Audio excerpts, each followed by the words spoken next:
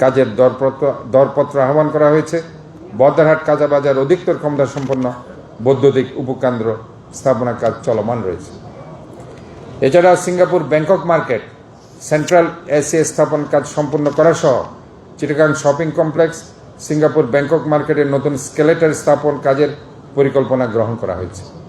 কর্পোরেশনের অর্থায়নে কিছু উপপ্রকল্পের মাধ্যমে 41টি ওয়ার্ডের বিভিন্ন সড়ক এলইডি বাতি দ্বারা আলোকায়ন কাজ সম্পন্ন করা হয়েছে।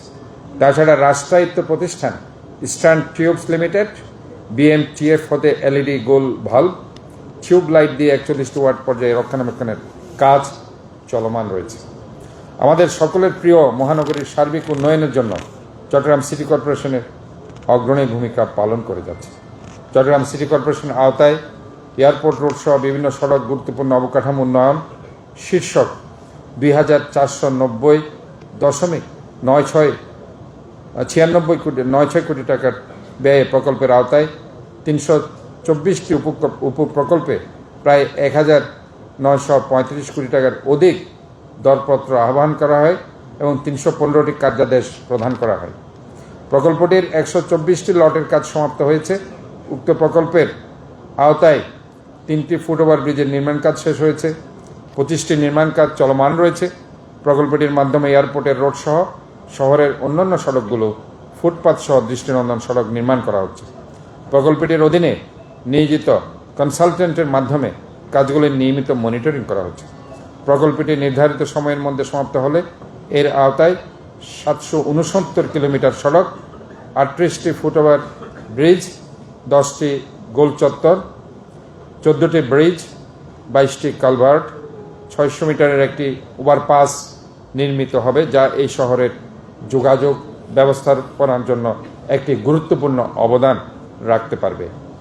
বদ্দারহাট বারৈপাড়া কর্ণফুলী নদী পর্যন্ত খাল খনন দ্বিতীয় সংশোধিত শীর্ষক প্রকল্পের আওতায় ১,৩৬২ কোটি টাকা ব্যয়ে নতুন করে 2.93 কিলোমিটার দৈর্ঘ্যের খাল, প্রতিরোধ দেওয়াল, রাস্তা ও ফুটপাথ নির্মাণ করা হয়েছে। এছাড়াও 14টি ব্রিজ নির্মাণ করা হয়েছে।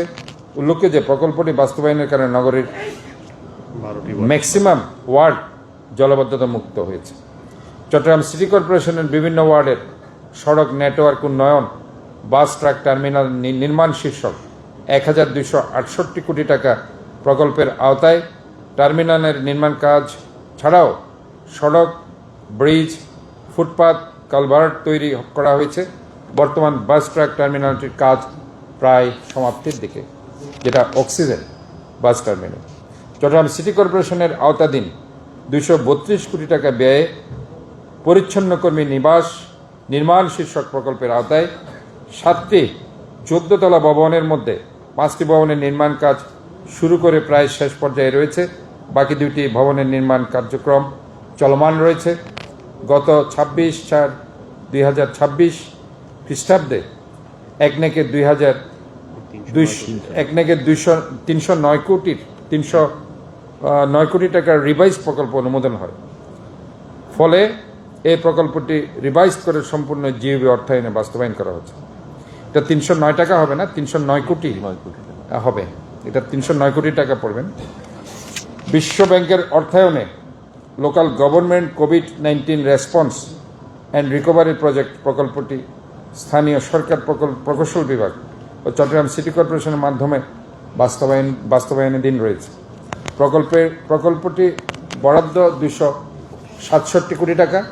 মেয়াদকাল জানুয়ারি 2023 ডিসেম্বর থেকে, যেটা শুরু হয়েছে 2026 পর্যন্ত। নগরীর প্রায় 21 কিলোমিটার সড়ক, 28 kilometre drain, 26 kilometre footpath, 90 kilometre বৈদ্যুতিক বাতি স্থাপন, 2টি খেলার মাঠ কাজ সম্পন্ন হয়েছে।